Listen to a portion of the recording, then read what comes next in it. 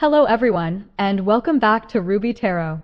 I truly appreciate your constant support and for always following along. The very moment you find yourself watching this video is exactly the right time for you to receive this message. On this channel, I always bring you insights about events that are about to unfold in your life. When you open yourself to and place your trust in positive possibilities, you are also connecting with a parallel realm where your wishes have already come true. Today, through this reading, I will help guide you toward the right direction in matters of the heart, and together, we will explore ways to manifest your own heartfelt desires. The theme of today's reading is messages about your relationships at this very moment. Let's begin our journey of discovery right now.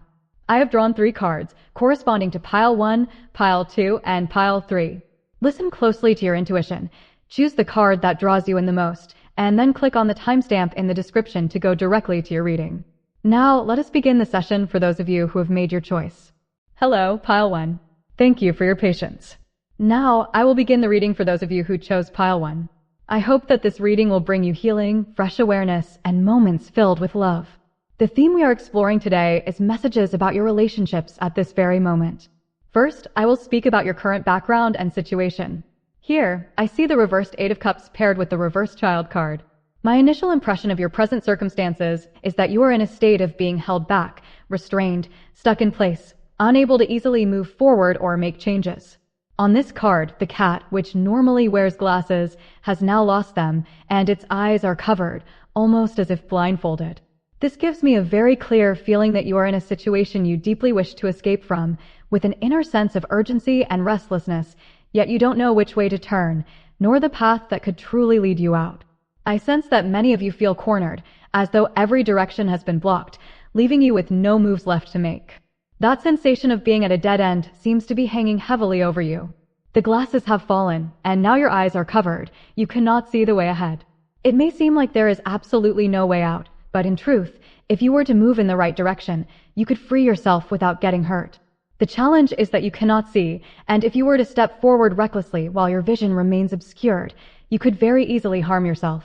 Or perhaps you have already tried to step out a few times before, only to end up hurt, heartbroken, wounded. And because those painful experiences have repeated themselves, your fear has grown, and your trust, both in yourself and in the path ahead, has begun to fade. What's intriguing here is that within your card, there are birds flying freely all around you. They symbolize freedom. You may be feeling that everyone around you seems to be far freer than you are. They are not blindfolded. They can see their path clearly, and they can soar to any place they wish to go. Especially with this card appearing alongside the Child card, it intensifies that sense that you alone are lost. It's as if you are the only one being left behind, fumbling for a way out, while everyone else seems to be moving forward, each finding their own direction with ease. I sense that this feeling is not just confusion, it carries with it a touch of loneliness, a tinge of quiet sadness. Because when you look outward and see everyone free, everyone able to take steps forward while you remain trapped, it's easy to fall into the belief that you are the one who is lost, or that you are somehow being abandoned. And it's precisely this emotional weight, this perception, that makes your state of stagnation feel even heavier, deepening the difficulty of finding a way to liberate yourself. With the 6 of Cups showing up in this position, I feel strongly that this sensation, this feeling of being stuck, of having to hold back and watch the world around you in order to gauge what might happen, has not just emerged recently. It's likely that it has lived within you for a very long time.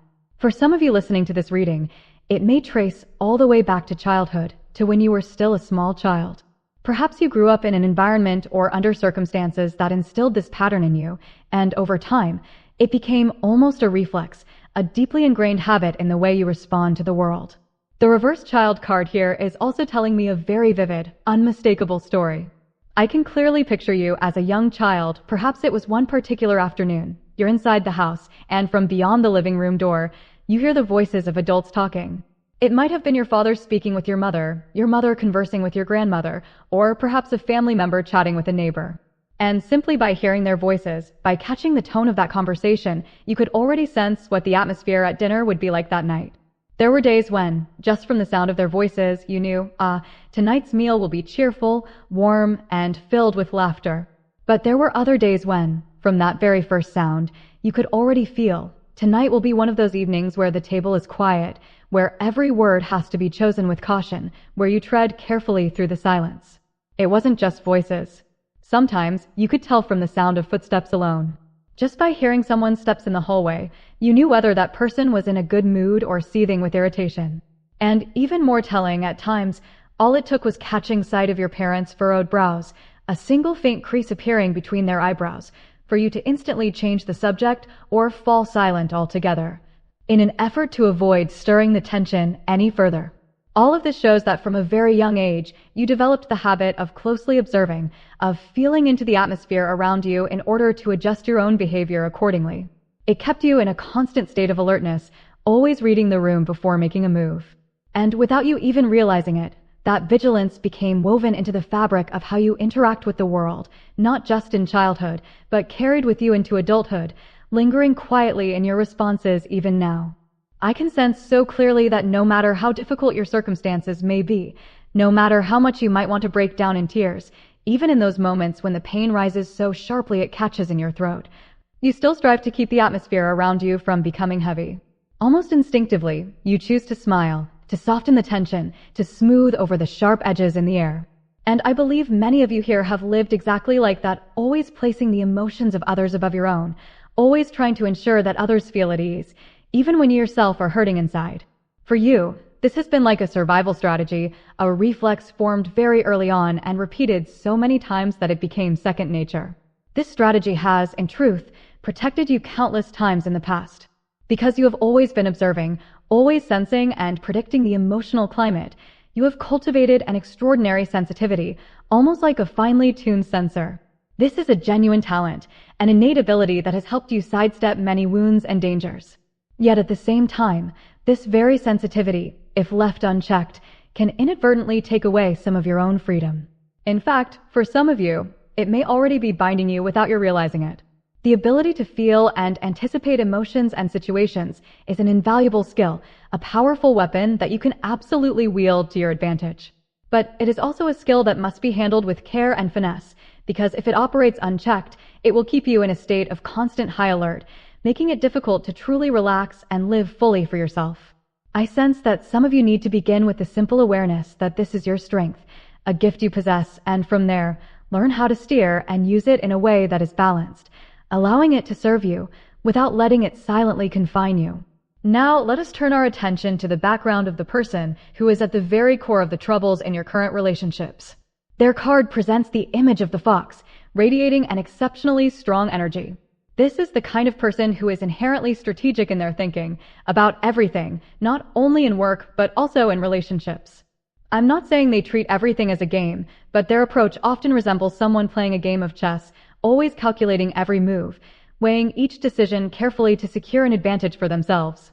On the surface, they may appear gentle, composed, even warm, someone who seems approachable and easy to be around. But deep within their mind, there is constant calculation, an ongoing question running silently beneath their calm exterior.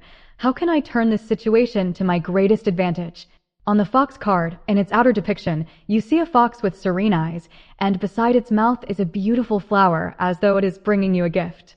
Yet, when you look into the inner depiction of this card, you see that the flower's roots are loose, fragmented, and can easily scatter. This detail conveys to me, with striking clarity, that there is a notable gap between what they present outwardly and the true value or stability of what they offer you on the outside.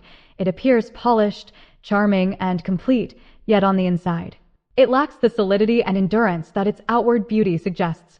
I can sense very clearly that this person, despite projecting an image of gentleness and speaking in a soft, measured tone, carries within them a remarkable subtlety, a refined skill, in crafting an atmosphere that makes it difficult for you to refuse them. They know how to wield words that seem tender, kind, and considerate, but those words are aimed with precision at your vulnerabilities, striking the places where you are most likely to feel guilt or obligation.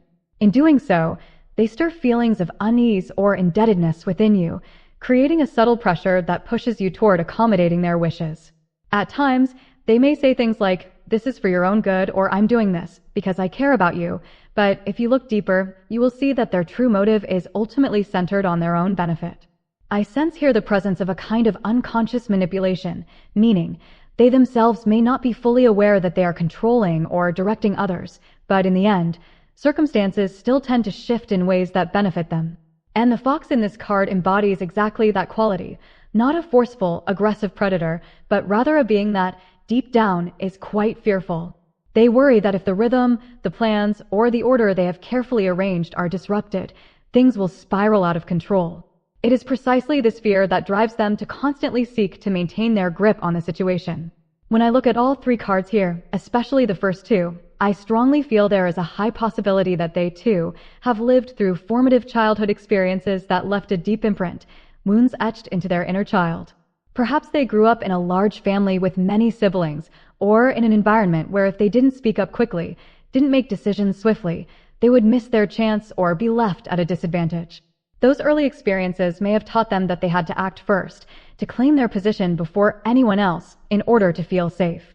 Because of this, when situations arise in the present that fall outside their expectations, or when they see you acting in ways that express freedoms beyond the boundaries they have envisioned, their instinctive reaction is to find a way to rein you in, to guide or adjust you back into the trajectory they believe is right. This isn't necessarily born from a consciously malicious intent, but rather from a deep-seated fear of losing control, of being pushed into a position where they are no longer the one setting the pace. It can be said that this person carries two distinct faces. One is gentle, tactful, knowing exactly how to speak in ways that sound as though they are for your benefit. The other is calculating, guided by an instinct to place their own interests above all else. When interacting with you, they will choose to present a sweet, agreeable demeanor, creating the impression that you will gain something or receive help from them. But in truth, their actions are still aimed at preserving the balance that feels safest for themselves. At their core, this is someone deeply timid, someone who constantly harbors a fear of losing control. And perhaps some of you may feel that this sounds somewhat similar to your own experience, the way you have had to observe and read the expressions and moods of others in order to act accordingly. But I want to make it absolutely clear, these two things are not the same. You act from a place of care, from genuine respect and consideration for others and for the environment around you. They, on the other hand, operate in the opposite way, prioritizing, without compromise, their own comfort and advantage. What you hold dear and protect, and what they hold dear and protect, exist at two entirely opposite ends of the spectrum. And because of that, even at this point in the reading, you may already begin to realize that the problems, the difficulties you are facing right now are truly not your fault. The card here, the Truth, is the clearest proof of that. This is the reversed Five of Wands. And this card is telling me, in no uncertain terms, a very clear story, that all the burdens, all the pressures you have been carrying on your shoulders for so long were, in truth, never yours to bear. They have never been your rightful responsibility, nor something you were meant to endure as an obligation. No matter how much care, effort, and meticulous attention you pour into the connection, no matter how sincerely you tend to and nurture it, the moods and emotions of the other person will always be shaped by the sky that exists within their own heart. The rain or sunshine inside them is not something you can decide. Even if you hold an umbrella over them, sheltering them with your gentleness and patience, whether they choose to let the clouds disperse and allow the light to pour in is entirely a matter of their own choice and inner world. This is a realm that, no matter how skilled you are, no matter how deeply you love, you cannot intervene in or control. Therefore, if there have been moments when you applied the same familiar approach that once smoothed things over in the past, yet this time the outcome turned out completely different, even provoking a reaction that was far from favorable, that does not mean you acted wrongly. It simply reflects that the inner workings of the other person's heart are currently moving in a state beyond your reach. Still, I understand that when you have to face those whose moods are consistently heavy, negative, or quick to erupt emotionally, and perhaps there are indeed a few such people in your surroundings right now, deep inside, it's easy for you to slip into a cycle of self-blame. Reading your energy, I can feel that whenever things do not unfold as you hoped, your mind turns inward with thoughts like, maybe I wasn't skillful enough. I didn't do well enough. If only I were better, things would have been different. And it is precisely this repetitive cycle, rather than any genuine wrongdoing on your part, that wears you down and slowly erodes your spirit. I can feel very clearly that the thoughts and instinctive reactions you carry within yourself right now are, in truth, rooted in the environment in which you grew up. Perhaps it was within your family, perhaps in your school, or even in a previous workplace. These were spaces where you had to give your utmost effort to preserve peace, to maintain harmony, to avoid conflict or tension at all costs. And the one who carried that burden with unwavering persistence, year after year, was you, the younger version of yourself, still so small and tender, yet already bearing a task far too heavy for such little shoulders. The way you have constantly observed, assessed situations, and adjusted yourself in order to please others is living proof that this child is still at work even now, tirelessly fulfilling the same duty. It is as if there is a little warrior within you, always darting back and forth, ever alert, determined to protect the fragile peace of the world around them. But now I feel it is time to gently tell that child, my dear, you have done so very well. You can rest now. That mission is no longer yours to carry. You no longer need to rush about, no longer need to keep everything safe and in order. You have permission to stop. You have permission to breathe. That also means you have every right to let that inner sensor, the one that has been constantly reading and analyzing the atmosphere around you, finally rest. In the past, you never allowed yourself to do that because you believed that if you didn't keep watch, if you didn't anticipate what might happen, something bad would surely occur. But now you truly can give yourself permission to say no, to decline, to step away from situations that drain and exhaust you. You have the right to place your own choices, your own well-being, above the constant pursuit of meeting others' expectations. It's just that. I understand. The fear is still there. You still worry that if you do this, if you go against what others want, the reactions from those around you might hurt you. And because of that, you hesitate, you hold back, you wrap yourself once more in caution and restraint. But I want to remind you, this is the reflex of your younger self, a child who tried so hard, who was so resilient, yet who has been working tirelessly for so many years without ever truly resting. It is time for you to embrace that child and say, you've worked so hard for so long. You can rest now. Everything will be all right. And I can see that something significant is approaching. First, there will be a truth revealed, the truth that you were right all along, that you were never in the wrong. Those around you will see it clearly. The very people who once caused you heartache, who kept pulling you into that exhausting spiral for so long, will inevitably have to face their own issues. The universe will place before them situations or challenges that will force them to turn inward, to look straight at the root causes of their actions and the essence of their character. On your side, I see an energy that is radiant and full of promise. There will be one person, perhaps even more than one, who will come into your life and become a true ally for you. These will be individuals who not only understand you deeply, but who also value you, stand firmly by your side, and bring you a profound sense of being protected, supported, and no longer left to face the storms alone as you once did. These connections will be sources of immense emotional reinforcement, giving you a strong and steady foundation from which to move forward. I can see very clearly that both of these cards are speaking in unison, delivering the same message. A balance that has long been skewed is now beginning to realign. This is not only about restoring the balance between giving and receiving, but also between right and wrong, fairness and injustice, harmonious energy and distorted energy. It is as though a set of scales, long tilted to one side, is finally beginning to return to its rightful, fair position.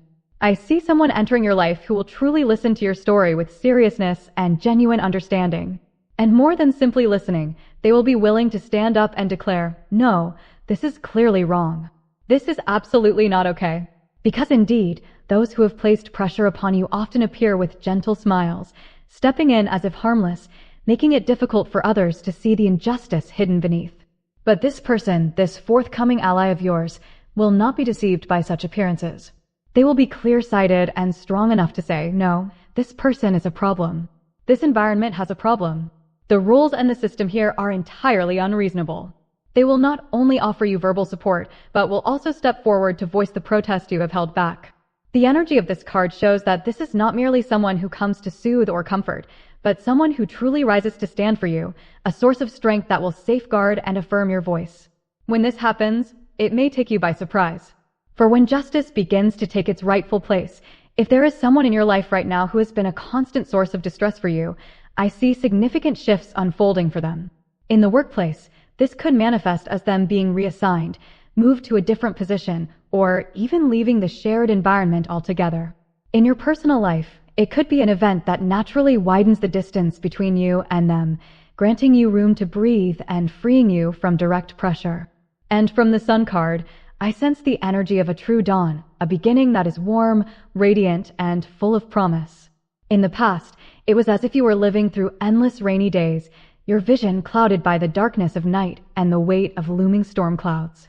But now, the sun will slowly rise, and its golden light will gradually spread, warming and illuminating every corner of your world.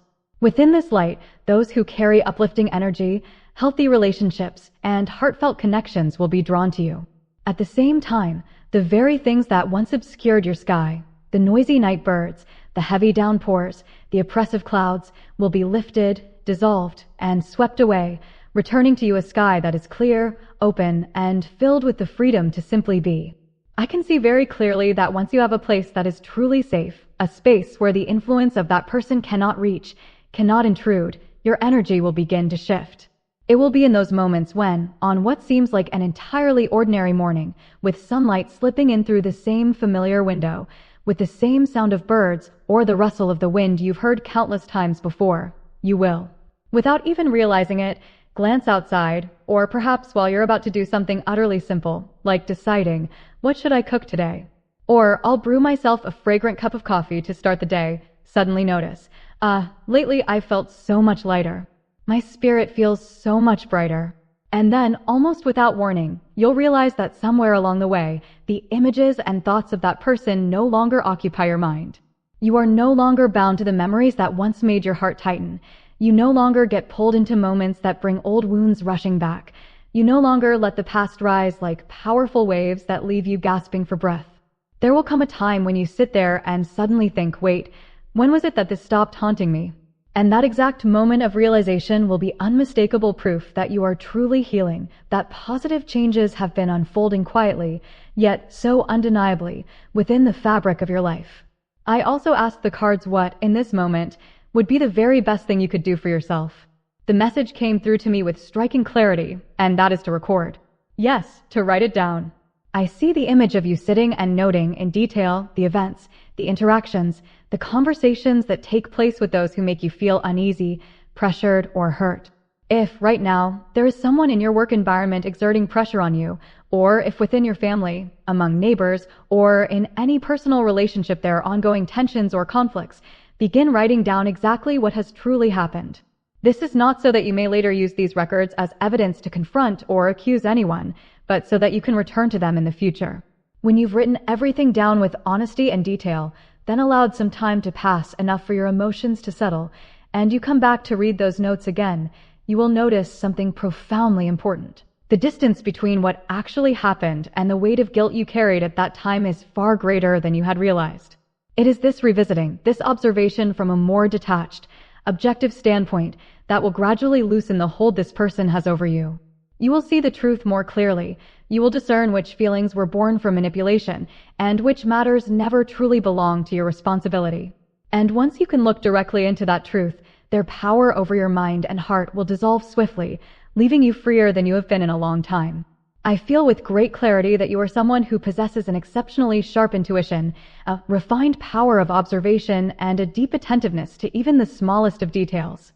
From a very young age, you have always tried, always pushed yourself forward, as if urging your entire being to keep moving ahead with every ounce of strength you had. And yet, if right now you could allow that very strength to rest, even for just a little while, then with the maturity and life experience you now hold, the truth, the very essence of every matter, would gradually reveal itself before your eyes. And you would find that fear no longer has a hold on you. Yes, you have grown, you have become so much stronger than before. And for that reason, allow the child within you, that part of yourself that has been stretched thin, enduring and striving without pause, to finally rest. You can truly be at peace in doing so, for I can sense without doubt that you are steady and strong enough now to carry yourself forward. Alongside this, I also see that sharing with a third person, someone you trust, is deeply important. You tend to hold everything inside, to carry it all alone. But when you keep it locked away in silence for too long, it is as though you are standing in a darkened room where the shadows slowly swell, expanding outward until they envelop everything. In that darkness, it becomes harder and harder to tell what is truly shadow and what is simply a natural part of the night.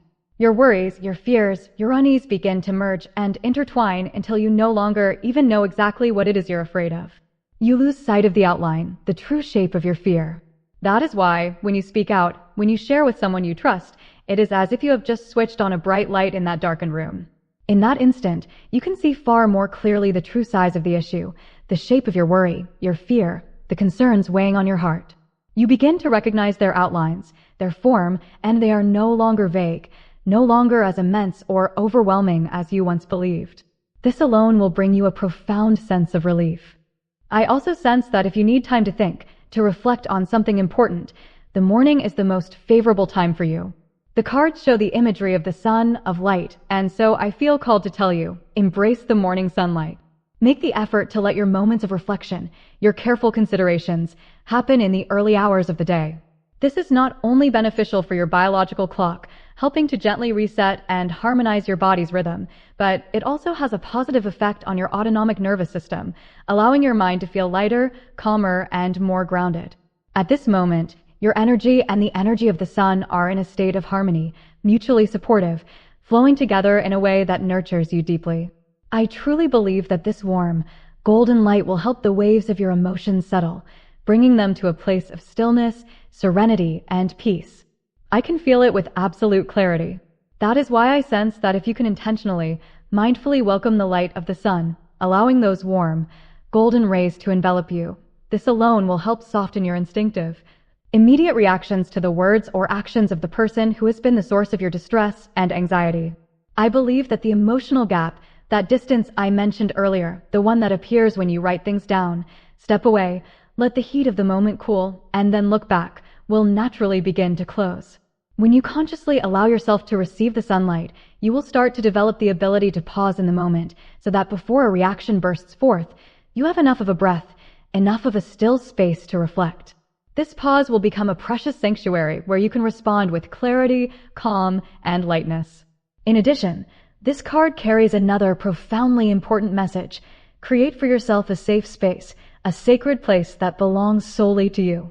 It can be anywhere, even the smallest corner of your bathroom, or yes, even within the quiet privacy of a restroom, as long as it is a space governed by one firm rule: nothing negative is allowed to enter. See it as a pure ground for your soul, a place free from emotional debris or the weight of heavy, toxic energy.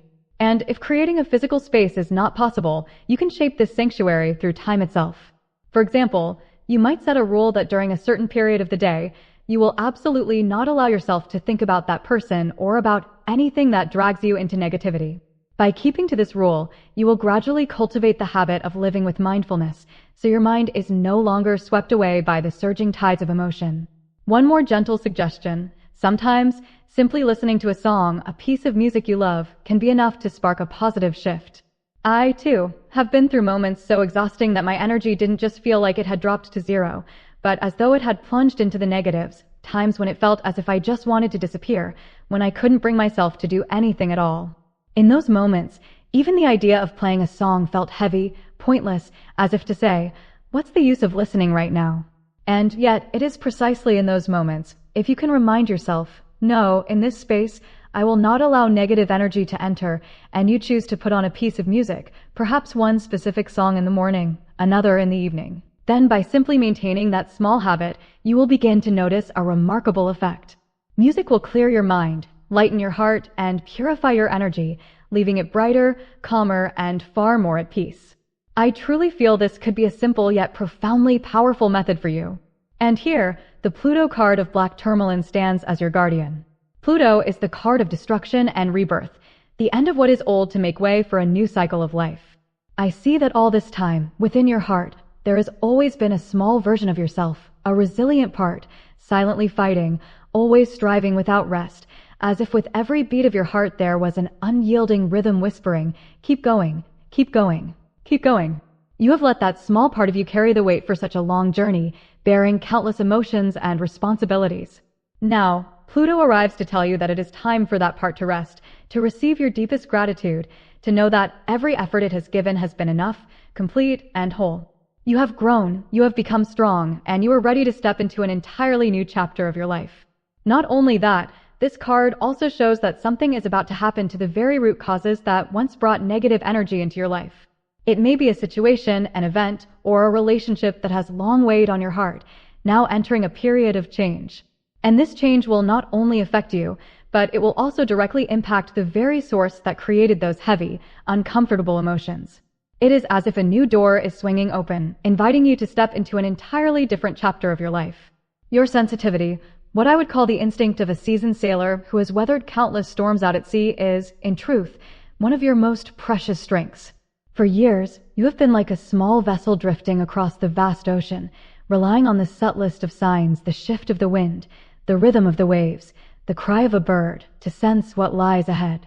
That awareness, that exquisite attunement, is what has saved you time and again, what has protected you through the most trying of circumstances. Without it, you surely would have endured far more hardship and struggle. You have fought with resilience, refusing to give up, and that is something profoundly worthy of honor. But now, the turbulent seas are beginning to settle. The fierce, relentless waves are no more. Before you, a peaceful harbor is slowly revealing itself. The Pluto card signals that after a phase of destruction comes rebirth, a new environment, a new place to belong, a new space to live and breathe. This could be a workplace, a relationship, or a community that will open its doors to welcome you. There, you will be able to let go, to draw in a deep, unencumbered breath, and feel the weight upon your shoulders dissolving. You will begin to walk forward with your own free will, no longer bound by the burdens of the past. And when you glance back, you will realize that your life has truly shifted. From braving the storm-tossed waves, you now stand upon solid ground, moving ahead with a completely different state of heart and mind. I can already feel the essence of that future moment for you, the profound lightness, serenity, and happiness that will fill you when you finally set foot upon that land of peace. That moment is not far away at all. It is close, so close, waiting only for you to take one more step to reach it. That is why I want to make it clear, right now you are not flawed, you are not weak, and you are certainly not too sensitive in any negative sense. Everything you are experiencing has its deep and valid reasons. You have faced far more trials than most could ever imagine. You have endured and persevered with a strength that few could truly comprehend. The small version of yourself, the one still tirelessly fighting, deserves no blame, no dismissal. If anyone has ever told you otherwise, know that it was deeply unjust and profoundly cruel. This is why you are, without question, not at fault. And if in anything I have just said there is something that stirs your emotions, that resonates in your heart, then I hope you can receive this message fully. I will close the reading for those of you in pile 1 here. Thank you for being here and sharing this space with me. Your encouragement is a powerful source of inspiration that allows me to continue bringing forth new messages and insights. If there was something in this reading that touched your heart, I would be so grateful if you could leave a comment or even just a small symbol to let me know that the message has reached you. I always look forward to your thoughts and reflections, so please don't hesitate to share them. Thank you for staying with me until the very end of this reading. I look forward to meeting you again in the next one. Hello to those of you who have chosen pile 2. Thank you for your patience. Now, I will begin the reading for everyone drawn to the second pile. My hope is that this reading will bring you healing, new awareness, and moments filled with love and warmth. With the theme being a message about your relationships at this moment, let us first begin with the card that represents your current situation. The first cards to appear are the 5 of Pentacles, accompanied by the 8 of Cups, and the House card in reverse.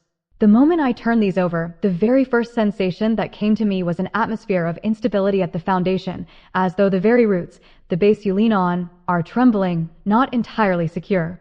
Since the suit here is Pentacles, I feel strongly the energy connected to life's foundation, your finances, your material stability, your sense of groundedness in the physical world.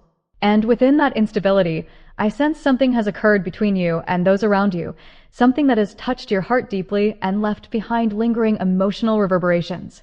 For example, I see an image of you, someone who is, by nature, very courageous, yet now surrounded by a dense fog of hesitation and reservation.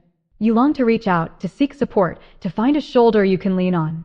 But when you look around, you see that everyone seems to be carrying their own burdens, fighting their own struggles. And so, you quietly tell yourself that you cannot trouble anyone else. You pull it all inward, choosing to hold and carry it in silence, keeping it entirely within your own heart. I also sense that in your relationships, you tend to think deeply about the circumstances and situations of the other person. You place yourself in their position, carefully weighing every word you speak and every action you take, to the point that it consumes a great deal of your energy. Because of this, there are times when you find yourself exhausted simply from devoting so much mental and emotional space to caring about and worrying over someone else's feelings. Deep within you lies a strong fear that if you become a burden, if you inconvenience someone in any way, then you are committing a grave mistake. That feeling of guilt over troubling others seems to have taken root deep in your subconscious, and I believe it originates from experiences and circumstances in your past. There is also another possibility, since this is a Pentacles card, that you yourself may currently be in a situation where resources are scarce, where you do not have much energy or capacity left to open your heart and fully receive everything that comes your way. For this reason, it's possible you may have declined an invitation, turned down an offer, or stepped away from an opportunity to connect with someone, simply because you felt you didn't have enough strength, enough time. Or perhaps you simply wished to conserve the small reserve of energy you still have for yourself. I can clearly feel that as you gradually turned down invitations or opportunities to connect, an invisible distance began to form between you and others. Over time, this may have led to situations where people seemed less inclined to initiate conversations with you, or where you yourself found it harder to speak up, harder to naturally approach them as you once did. A sense of obstruction, as though a thin yet cold wall had been erected, has quietly made its way into your heart, and along with it, loneliness has begun to take root. No matter which specific situation you are in, I sense one thing in common. Throughout the entire journey, you have been walking forward without ever truly speaking about your real condition. You haven't shared everything that has been happening, nor have others fully understood you. And all that time, you have kept smiling, telling people you're fine, showing strength so you could continue moving ahead. Looking at you, I truly want to say that you have tried so hard. You have been so strong that at times even you forget just how tired you really are. I also feel that perhaps because you have grown accustomed to carrying everything on your own shoulders, now, when you think about opening up, when you consider sharing your pain with someone else, fear rises within you. The fear that they might see it as a burden, that they might think you are too heavy, too complicated, too troublesome. That fear is like a shadow that has followed you from the past into the present. Because back then, you had to manage so much alone in isolation, and the imprint of that experience still lingers with you to this very day. When I look at the Eight of Cups in its reversed position, the feeling that comes through is so vivid and unmistakable. There is a part of you still lingering in the past, holding on to a thread of wistfulness, a trace of nostalgia, a quiet ache of if only. It might be the images of a time when everything felt more gentle, more bearable, or perhaps the sweet memories intertwined with the longing to return to that period.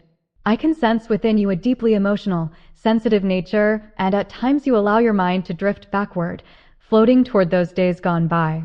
Perhaps in this present moment, the fear of being judged when you speak of your struggles, together with the pressure of having to keep trying, has made your emotional state feel heavier than before.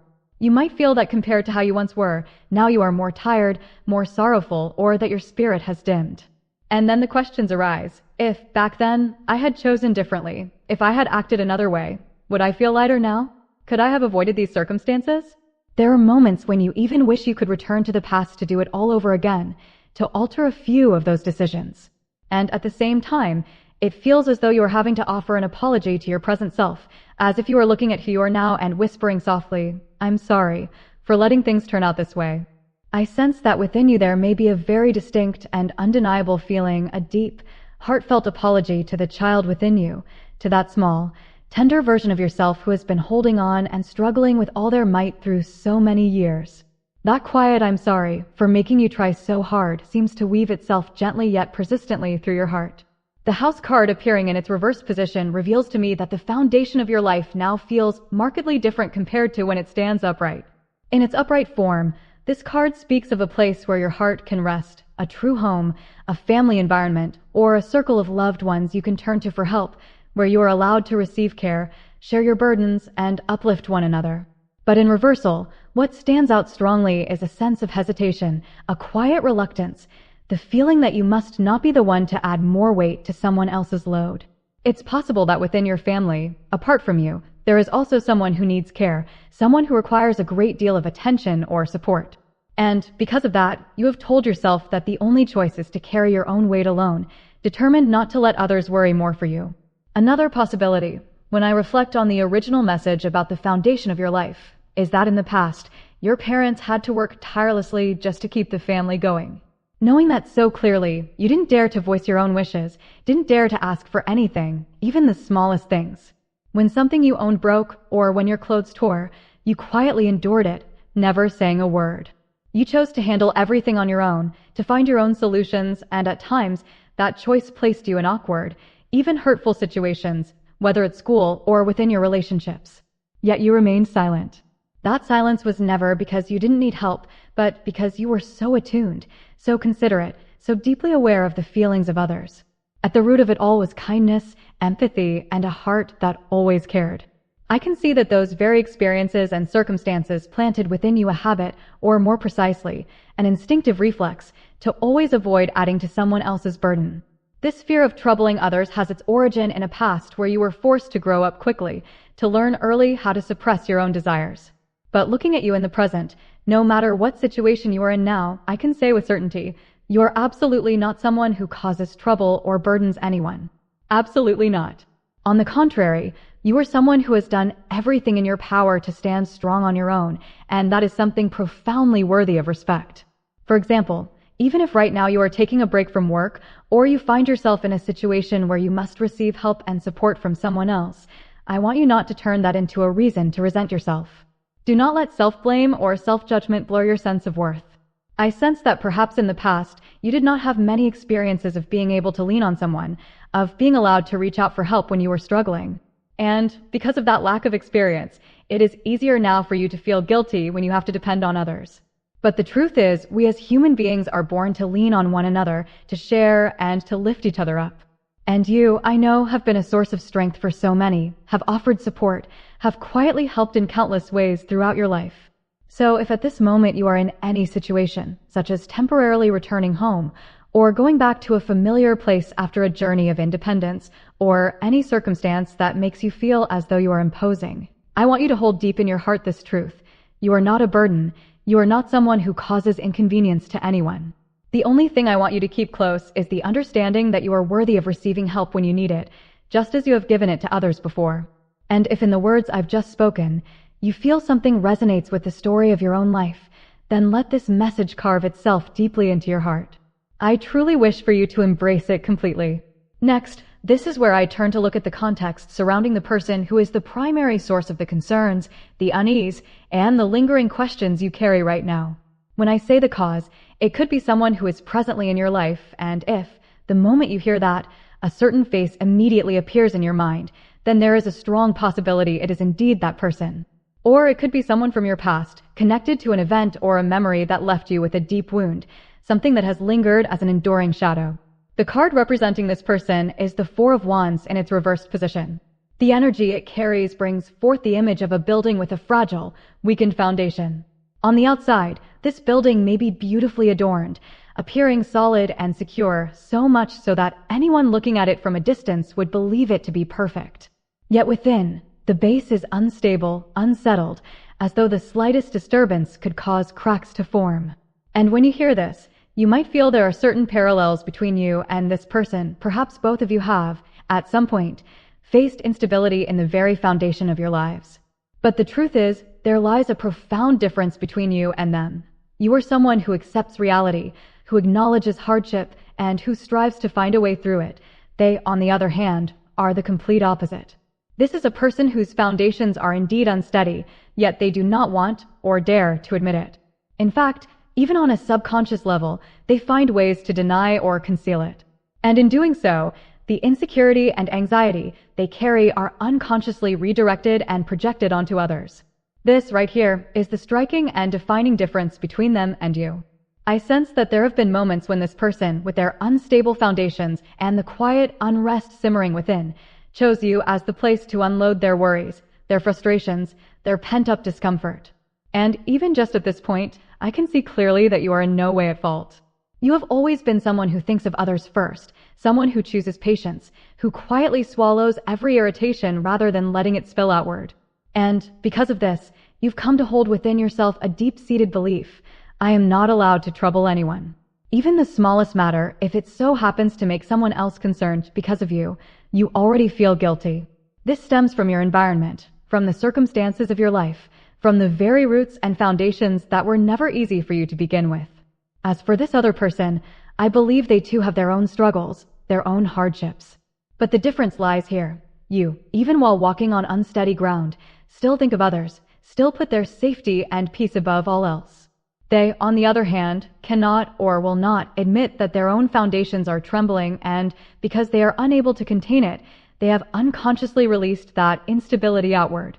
You, despite having to walk a road that is uneven, with ground that sinks beneath your feet, have still been willing to go ahead, using your own steps to press down and steady each patch, shaping it into a solid path for those who follow.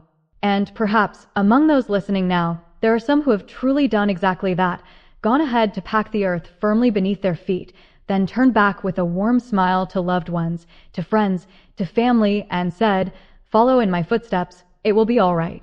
The footprints you have left behind are not only marks upon the ground, but also the imprint of a reassuring smile, of gentle, comforting words. It's okay. Everything will be fine. This too shall pass. You have carried and radiated that strength even when your own heart was full of worry, simply so that your parents, your siblings, or other dear ones could feel at ease. And on the very path you have forged, they have been able to keep moving forward, more safely, more steadily. The other person, however, is entirely different. They too stand upon unstable ground, but instead of seeking ways to smooth it out or calmly face it, they turn and say, "This ground is shaking too much. Fix it. Adjust it. How can you leave it like this?" Their tone is not one of sharing or empathy, but of imposition, of demand. And now, the Seven of Cups appears to deliver a message with striking clarity. This person is viewing everything through the lens of unrealistic ideals, of should be, ought to be, it has to be this way to be right.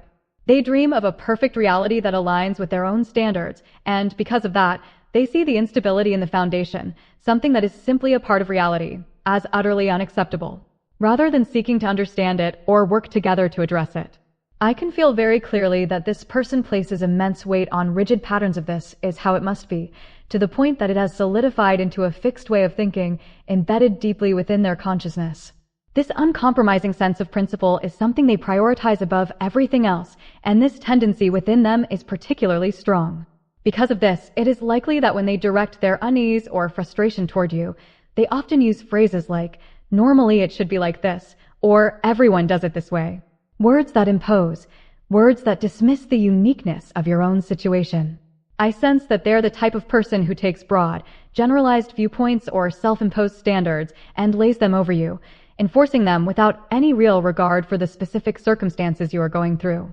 They might make comparisons such as, someone who's been working for a few years should already be able to do this, or a full-time employee should be like this, a part-timer should be like that. Even at first hearing, these words carry the weight of bias and prejudice. And what makes it more troubling is that this person believes that, because they themselves have endured many hardships and difficulties, they have the right to use those experiences as a measuring stick to judge others. It is true that everyone has faced challenges, but within them lies an inflated ego, a kind of pride in having suffered and overcome so much that has shaped a mindset heavily rooted in endurance, with reasoning that insists one must be resilient, must push through at all costs. Because of this, when facing you, they tend to offer advice that is deeply misguided, things like, "Come on, you have to be even stronger," words that, in truth, do nothing to help your situation. They are empty platitudes, born from a subjective and one-sided perspective. What's worse is that, at times, they twist your genuine struggles into subtle accusations. This is because you haven't tried hard enough, or you're being dependent, too weak, or you're complaining more than you're taking action. If this has ever happened, I want to emphasize that this is entirely a reflection of the distortion and imbalance in their thinking and perception. It does not reflect the truth about you. Now, look at the rat card that appears here. It shows that each time you come into contact or involvement with this person, your energy is gradually worn down, as if being nibbled away bit by bit. Your vibrational frequency, the very essence of your energy, is entirely different from theirs, like water and oil, inherently incapable of blending. And for that reason, whenever you are near them, you feel drained, exhausted, never replenished. This further clarifies an undeniable truth. The problem lies entirely with them, not with you. So remember this, you are not weak, you are not wrong, and you are not someone who is incapable. In truth, the one who is incapable here is them, incapable of understanding and respecting others, incapable of opening their heart to accept differences. And now we come to the truth card, the card that carries the core message explaining why none of this is your fault. That card is the Nine of Wands in its reversed position. It gives me the clear sense that you are not someone who leans or depends on others, as they have implied. Absolutely not. You are someone who knows how to stand on your own, but you also know when to protect yourself, when to step away from the things that drain you. I feel that precisely because you have experienced loneliness. When speaking about yourself, You may often describe yourself as someone difficult to rely on, someone who finds it hard to show vulnerability or ask for help. You might even say that you are the type who doesn't know how to ask for assistance, who isn't accustomed to leaning on others. But in reality, this is not an inborn trait. It is something shaped over time by the circumstances of your life. Because in the past, during moments of hardship, you did not have many opportunities to experience what it felt like to be allowed to lean on someone, to have people truly ready to support and lift you. This lack of experience has formed a habit of self-protection, a tendency that makes you someone who rarely expresses the need for help. And yet, deep within, the child inside you, the most raw and sensitive part of your soul, still longs to be cared for, to be protected, to have someone safe to lean on. That inner child still yearns for a place to rest its head, still wishes to set down the armor and allow itself to be vulnerable. I see the image of you as someone who walks ahead, clearing the way for everyone else, guiding them along a path littered with jagged stones, with sudden obstacles like rats darting past or deep and dangerous holes. You have built a solid wall, a safe corridor so that those who follow can step forward with confidence. You smile, encouraging them. Follow this path here. There are no troubles, no pressures, no risk of harm. Everything will be all right. But this card appears in its reversed position, and its message is this: you too deserve to have someone to lean on. You too have the right to speak, to unburden yourself of the weight you carry. You can lean on others. You can allow yourself to be vulnerable. You can permit yourself to be an inconvenience in those moments when you truly need to be. I want to say that here in this space, you can entrust, you can release whatever you wish. If you feel moved to write it down, then let the words flow. Let your feelings be heard. And alongside it, the Two of Cups shines brightly here as a profound affirmation of a part of your soul, a part that has always longed for a balanced connection, a bond where both can lean on and lift each other. You are someone with a kind and generous heart. When someone is in need, you wish to reach out and help, and when you are in need, you long for someone willing to stand beside you. This is a completely natural, deeply healthy need. It is a form of connection that your heart truly and deeply yearns for. The message these cards bring to you is this: the ideal environment for you is one where support flows both ways, where you and those around you can give and receive naturally, without pressure, without hesitation. It is a place where you do not have to strain yourself to protect everyone, but can also rest your head on someone's shoulder when you are weary, knowing deep within that you too are worthy of being loved and protected. I can feel so clearly that you are a person full of compassion, living by a creed of kindness, always striving for peace, disliking conflict, and at the same time, you are diligent and give your all in everything you do. You have grown accustomed to carrying the weight, to leading the way, to being the one who forges the path for others, and this, at times, has made it easier for you to slip into feelings of guilt in different situations. But I want to emphasize, without any doubt, that this is absolutely not your fault. You have lived in an environment where relying on or asking for help was almost impossible. You had to become independent from a very young age, and I understand that you do not want to use your circumstances as an excuse for yourself. How do I know this? Because in reality, you have truly built and accumulated everything step by step, achievement by achievement, through your own effort. If, in the past, you had not had the ability to build that strong, solid wall, perhaps you would have sought out someone to lean on, to ask for help. But because you had the capacity, the strength to construct it yourself, you did it and you overcame. It is that very ability, the things you have accomplished with your own two hands, that stand as the clearest proof of your resilience. And so, after having traveled such a long road with all that self-reliance, you now find yourself wondering, if I want to lean on someone now, where do I even begin? How do I find the words to start? These very questions make the act of allowing yourself to be vulnerable feel unfamiliar, almost foreign. But once again, I want to affirm, at this point in your life, with everything you have accomplished, you are not wrong. You are not bad in any way. There are countless people, countless situations that you have helped. Many have overcome their hardships because of you. Many environments have been changed and improved thanks to your presence and your efforts. Yet, because you have always placed yourself in the position of going first, of standing at the front to take on the burdens, you have rarely allowed yourself to rest. And that, more than anything else, is what has brought you exhaustion, not because you have done anything wrong, but because you have carried so much for so long. The ship card appears here, and its presence is truly remarkable, especially when paired with the image of the anchor. However, this ship lies in the reversed position, delivering a powerful message. Your ship is preparing to lift its anchor and leave the harbor. It signals that you are heading toward a new horizon, a new land. You have already begun to turn the wheel of your life toward a different direction, a course that will open to you a landscape entirely unlike anything you have ever seen before. Right now, you are still on the journey of leaving behind regrets, sailing away from the waters of the past. But what is certain is that you will arrive at a new harbor, a place with an entirely different view, a different sky, a different energy. I want to tell you this. You have worked so hard to reach this point, and from this moment onward, you are stepping into a new chapter of your life. You do not need to reproach yourself. On the contrary, recognize that because you have always given your very best, because you have accumulated so much for the sake of others, you are now being invited to step into a better, more beautiful stage of life. There is no need to carry guilt with you any longer. Let it slowly dissolve. Let the thoughts of being at fault drift gently away from your mind.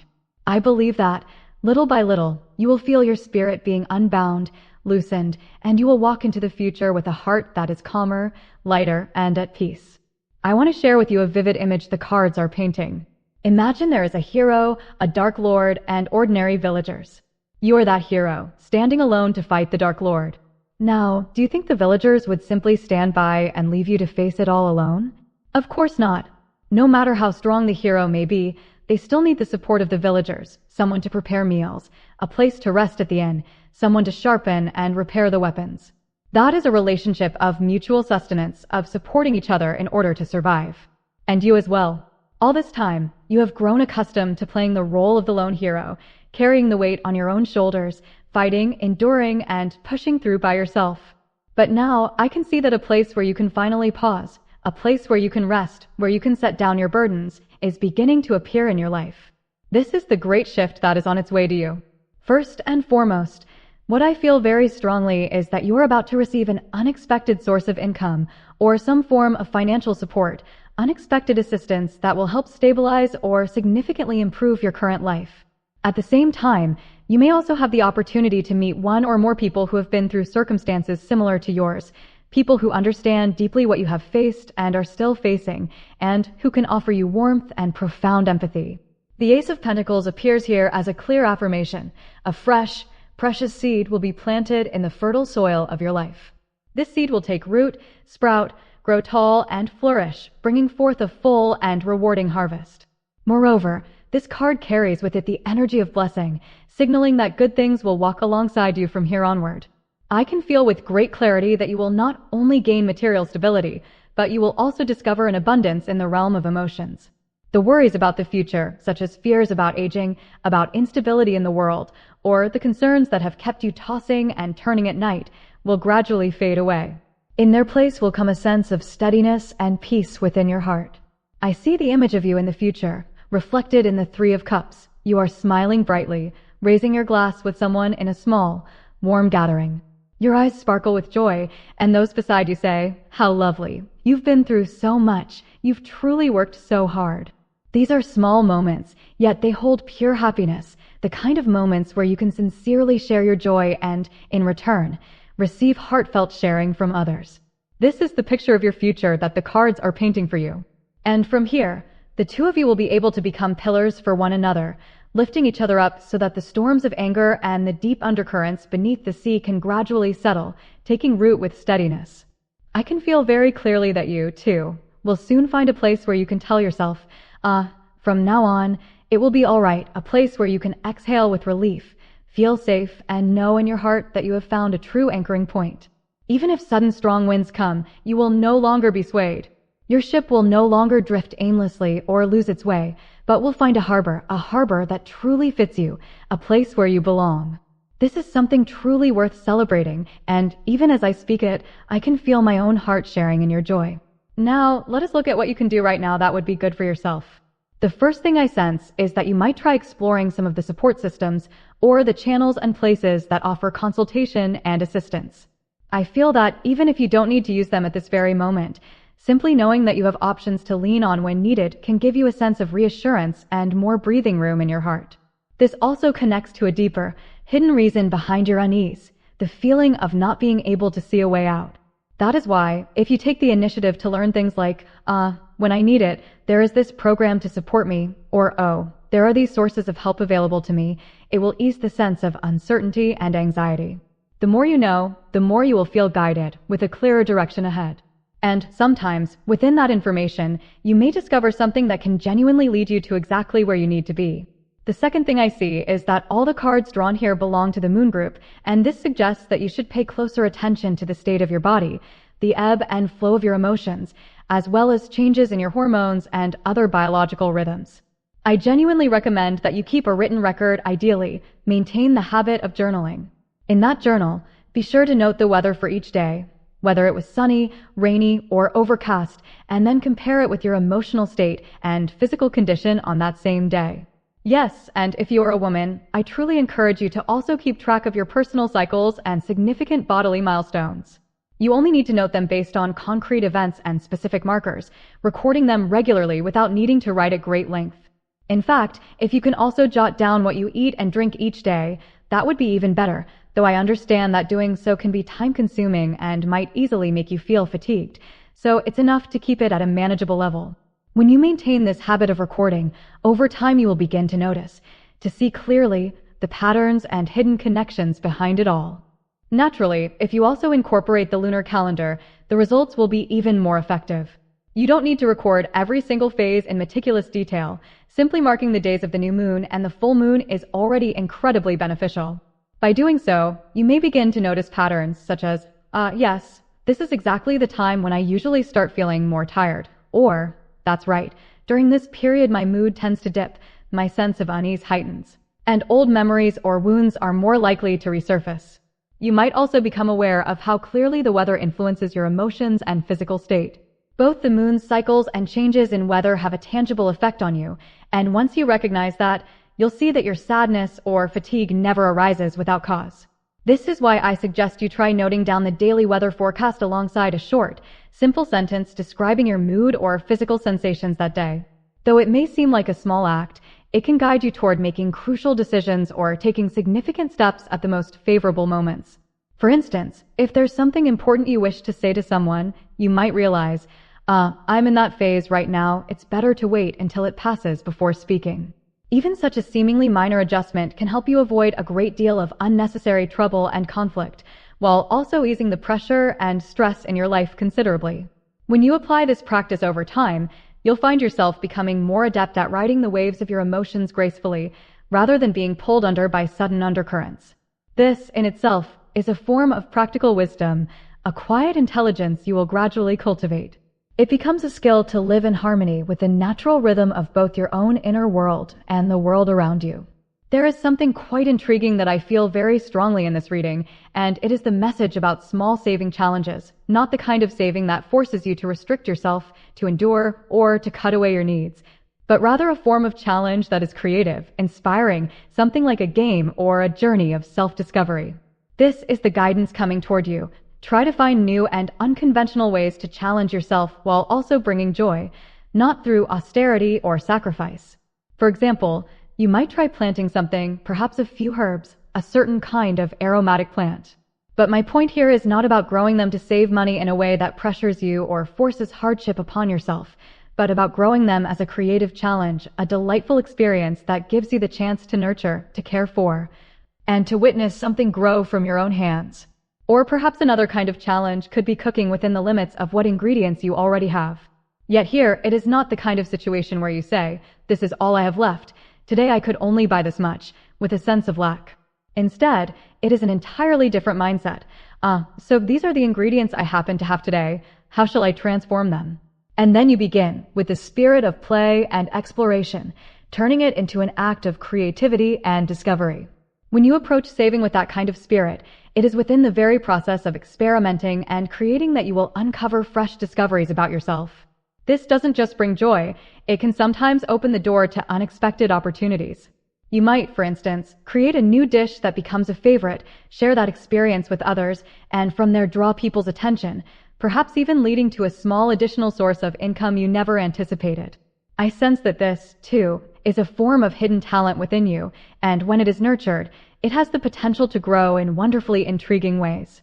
So rather than seeing saving as something negative, try viewing it as a creative playground.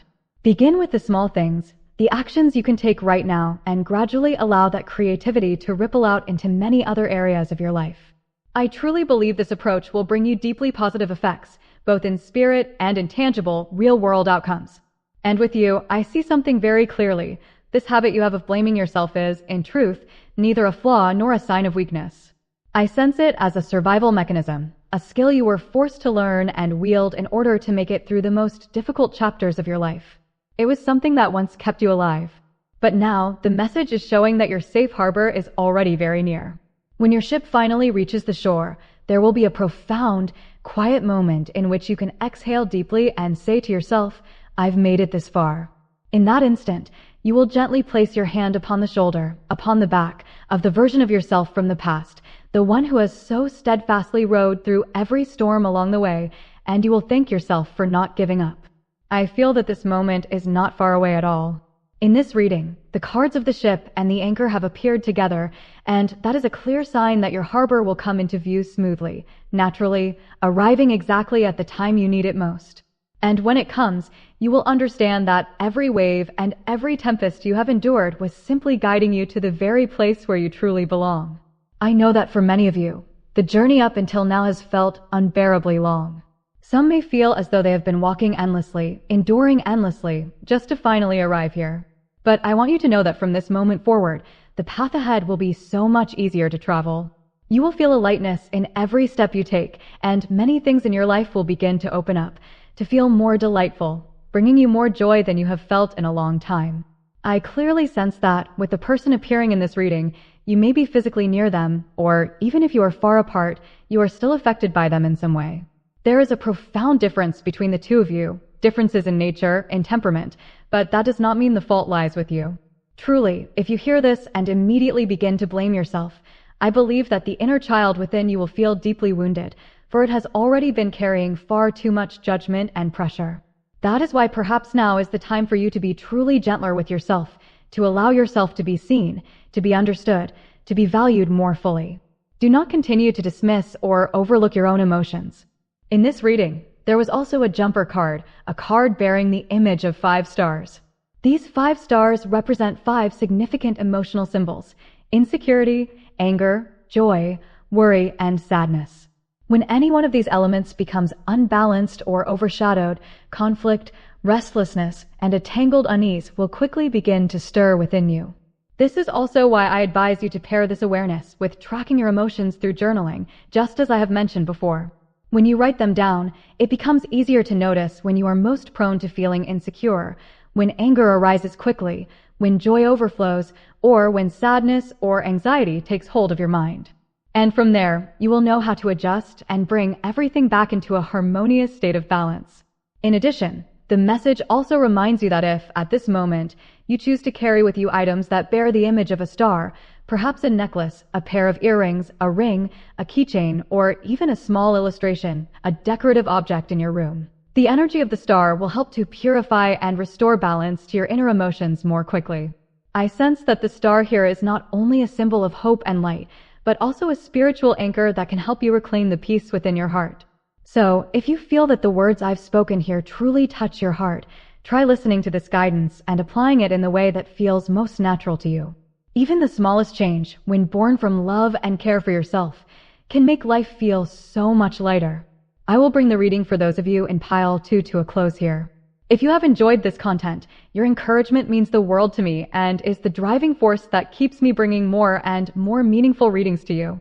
If there is anything in today's messages that has touched your heart, leave a comment or even just a small symbol to let me know it has truly connected with you.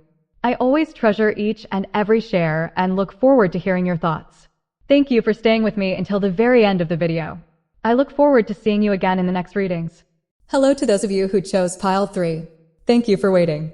Now, I will begin the reading for those of you who have chosen the 3rd pile. My hope is that this reading will bring you healing, new realizations, and moments filled with warmth and love. With the theme being messages about relationships for you right now, let us first look at the card that represents your current situation. The first cards to appear are the Moon, accompanied by the 2 of Wands in reverse. The moment I saw the Moon appear right from the start, I could already feel an atmosphere thick with ambiguity, unease, and a subtle undercurrent of anxiety. At this time, there may be a fear or a restlessness within you whose exact cause even you cannot fully identify. It is possible that the problem you are facing is real, you are aware of its presence, but the edges and shape of that problem are unclear, as if a painting has been shrouded in fog. It is precisely this blurring, this lack of definition, that amplifies the unease in your heart, allowing it to spread until it makes everything feel more worrisome than it truly is. I also sense that for some of you, this situation may be connected to your learning environment or your workplace. You may be in a large group of people, yet it feels as though you are speaking an entirely different language, as if no one truly understands you or connects with you. You are physically present, you are there, but deep inside you feel lost in the crowd. I can picture it like this. Back in your school days, perhaps there were times when you sat in class, surrounded by lively conversations, the room buzzing with laughter and chatter, yet you couldn't quite step into those conversations. Instead, you sat quietly, your eyes drifting toward the window, gazing out at the sky or the line of trees outside. Or in a workplace setting, during a gathering, a party, or a company celebration, when everyone around you was laughing, talking, and enjoying themselves, yet you felt your mind wasn't there at all. You sat there, smiling faintly out of politeness, but your heart had long since wandered away, returning to your home or to some quiet, private corner. It could also be that you are in a situation where your mind keeps being pulled toward a particular place or a particular person, making it impossible for you to fully focus on the present moment. It's as if a part of your heart is roaming elsewhere, refusing to stay here in this very moment. That is the feeling of being split between body and soul, a sense of disconnection that I can feel so vividly in the energy of the moon combined with the reversed Two of Wands in this reading. Those vague moments, those feelings you can't quite explain, keep stacking up, repeating themselves, and then one day you suddenly find yourself wondering, do I truly have a place here? Do I really belong in this space? In the end, where is the place that is truly meant for me? That feeling sometimes turns into a hollow emptiness that's hard to name, a haze, as if your mind has drifted away from your body, as though you are floating somewhere above, watching yourself from a distance. Or it might become a chain of persistent questions. Why? Why do I feel this way? Questions that circle endlessly without arriving at a clear answer. Here appears the reversed Two of Wands, and I sense that deep down, you still hold a very clear vision of the person you want to become. You know what you desire. You know the life you wish to live, yet the weight of other people's gaze causes you to hesitate. You pause, you waver, and perhaps right now you are in a phase where taking that next step forward feels heavy. On a broader scale, this is the story of how you choose to live. You know there is a way of life that feels far more aligned with who you are, yet it belongs to a minority, one not easily accepted by the majority, and so you feel afraid to live it fully. Afraid of being scrutinized. Afraid of being judged. And if we look at it on a smaller scale, perhaps in the classroom there was a time you intended to raise your hand to speak, but then the fear crept in that if your answer was wrong, you might be laughed at, and so, quietly, you lowered your hand. In a company meeting, you had an idea, a thought on how to make things better, yet you swallowed it down, keeping it to yourself. Or when you were with friends, you eagerly shared something you loved, speaking with all the passion in your heart, only to suddenly realize that the atmosphere had shifted, the people around you reacted with indifference, or simply gave a short comment like, "Oh, that's unusual," leaving you feeling deflated. Even though such a remark wasn't outright criticism, you still felt as though you had just been pulled out of the circle of connection. Experiences like these, over time, have shaped a habit within you to lock away your true voice. You tuck your feelings away, keep your opinions hidden, never daring to let others see the deepest parts of who you are. Or, if not that, then perhaps it's simply that you fear being isolated, fear being pushed outside the circle, so you choose to blend into the crowd, adjusting your thoughts, your actions, to match the majority, even when those are not the true expressions of your heart. I sense something very clearly within you, that deep in your heart, you know you are not truly this way. Outwardly, you may be trying to present an image of maturity, composure, and calm, yet in truth, in the depths of your being, you don't always feel as mature as you appear. You might receive compliments like, "You're so gentle," or "You're so kind," but at times you find yourself thinking, "I'm not really that gentle." And it is precisely the gap between who you truly are inside and the image others expect from you that creates this heaviness, this fatigue. There are moments when you quietly ask yourself, so then, who am I really? What am I truly like? And in those moments, you too become confused, unsure whether you are living as your authentic self or merely playing a role to match what others want to see. I feel a deep sense of insecurity within you, and it is something that shows itself vividly right from the very first card. The book card here represents secrets, things that are kept hidden. It reveals that you have been storing away important truths, precious emotions, and your most profound perspectives deep within your soul, as if carefully placing them on the shelves of a secret library in your heart, where no one can easily reach or touch them. And this is not because you are simply a closed-off person or because you have been naturally reserved since childhood. No, absolutely not. I see that it is your past experiences that have taught you that keeping your true thoughts and feelings hidden is the safest way to survive, the surest way to make it through difficult circumstances. It was not merely a choice, it became almost an instinct for survival. You have had to be cautious, to observe carefully, before allowing anyone to step into your safe space. At the same time, this book card is also a symbol of wisdom. It tells me that you possess a treasury of deep understanding, a mature intellect shaped both by personal experience and by your constant pursuit of learning. Within you lies so much that others have never known, never seen. And even the things that most people have experienced, you too have walked through them, but you view them from a different angle, with a depth and refinement that set your insight apart. Perhaps you are someone who loves reading. Through the pages of a book, you step into the shoes of the main character or even a supporting one, living alongside their story, feeling their emotions, and from there drawing countless valuable lessons for yourself. I sense within you a mind that is intelligent, perceptive, and profoundly deep. You are not the type to be gripped by blind fear or to react impulsively to every situation. On the contrary, you are someone who learns from each and every experience, who analyzes events carefully, and who always seeks to uncover the hidden meaning behind what you witness. You are a soul that loves learning, loves exploring, and that very wisdom is the strength that helps you rise above the uncertainties within. And I believe that when you allow yourself to open your heart, when you give yourself permission to bring your true self into the light, the world will see in you not only someone who has lived and endured, but also a soul of depth, of wisdom, and of immeasurable worth. So now I will move on to speak about the background and the thought patterns of the person who has either caused you or is still causing you to feel preoccupied and unsettled. If at this moment there is someone on your mind, someone whose presence leaves you feeling heavy or confused, you can bring their image to mind as you listen to this part. Or if within you there is a memory or an experience that has become a wound, an enduring shadow, then try applying what I say here to that person or situation to gain a clearer understanding. The card that has appeared here is the Three of Cups in reverse. The energy this card brings into today's reading is strong, so strong that it even carries a slightly severe, sharp-edged tone. The feeling I receive is that this person tends to create a private circle of their own, a small, contained world consisting only of those who are familiar or who belong to a group they have handpicked. It is a world that feels tightly closed off, where they and the people within it keep the energy circulating among themselves, generating a sense of fun and camaraderie internally, but shutting the door firmly to outsiders.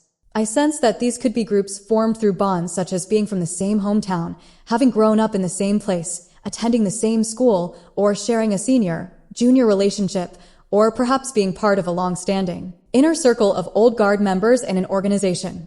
It could also take the shape of a club, a fandom, or a particular community that only certain people are permitted to enter. In whatever form it may take, I see very clearly the energy of insularity here, of a closed circle where they feel satisfied and secure within, yet either unconsciously or deliberately exclude anyone who does not belong to that circle. In other words, to them, those inside the circle are their people, while those outside are either pushed away or simply not welcomed. And yet, what is striking is that the group this person has created is not truly deep in terms of emotional bond or genuine connection.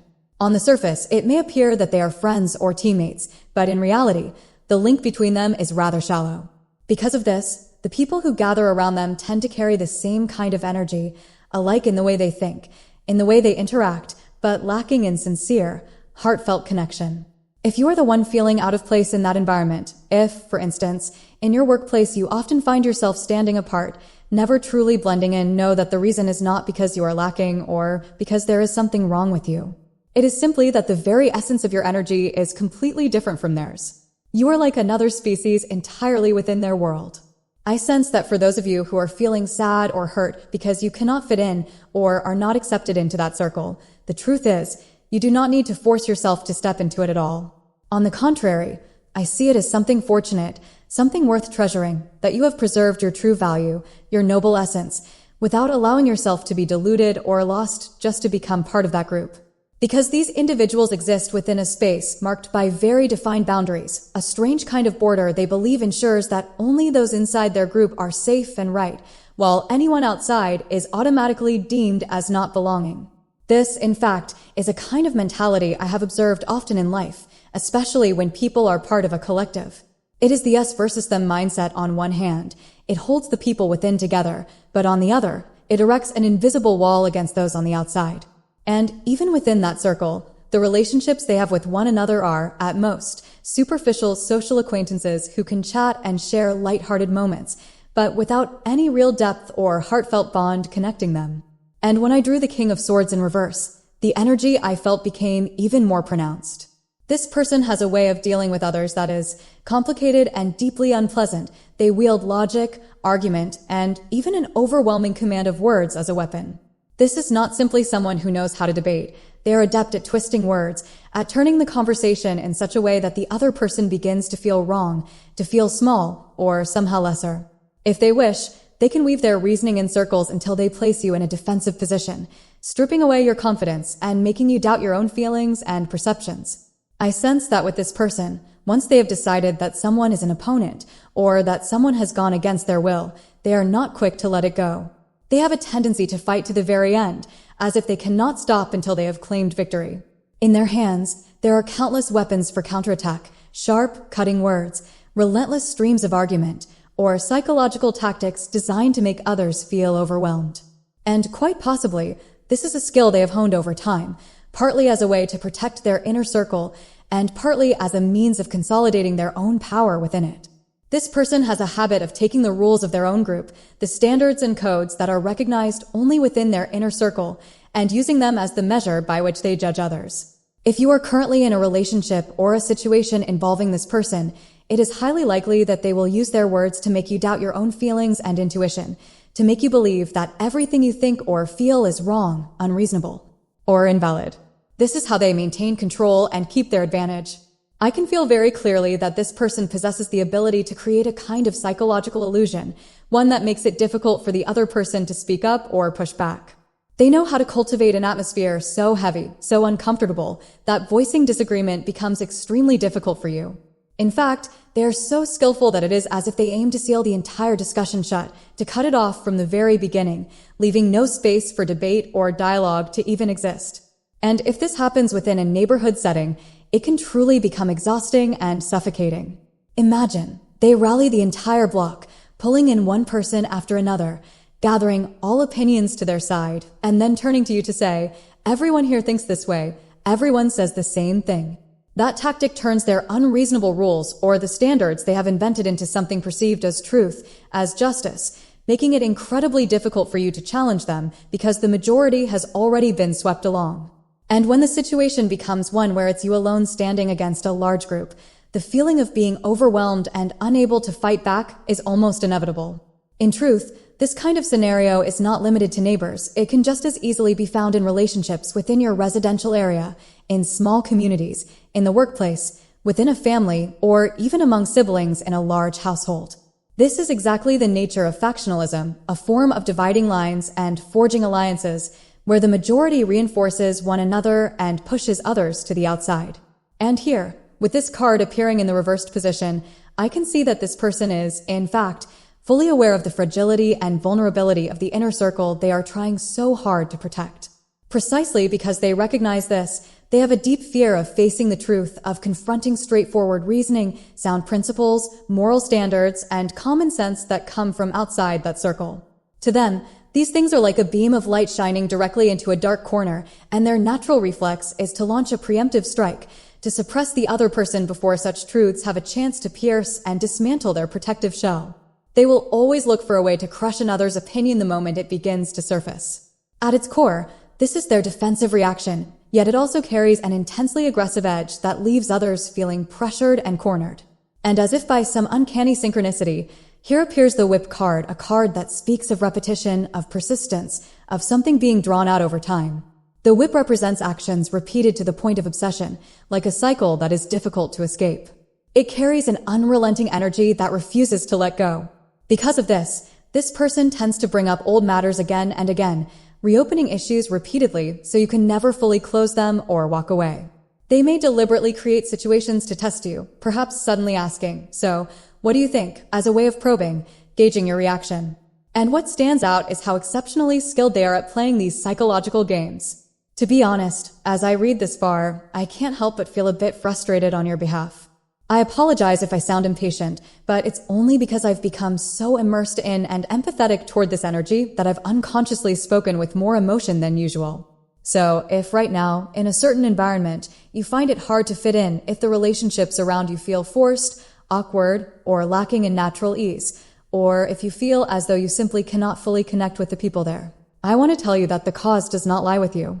It stems from the very rigidity, the closed-off nature, and the unspoken rules that define that environment. This is absolutely not your fault, and in fact, I would go as far as to say that I genuinely do not wish for you to try to become a part of that circle.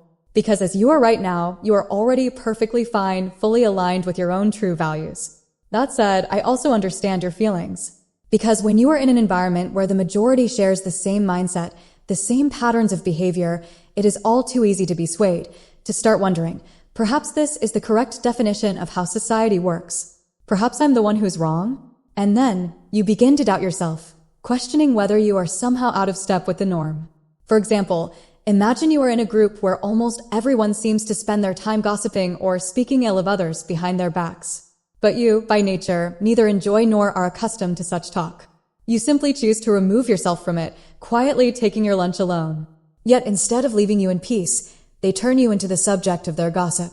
They might say things like, "She's so strange," or "He never gets along with anyone," or "Anyone who eats lunch alone must have something wrong with their personality."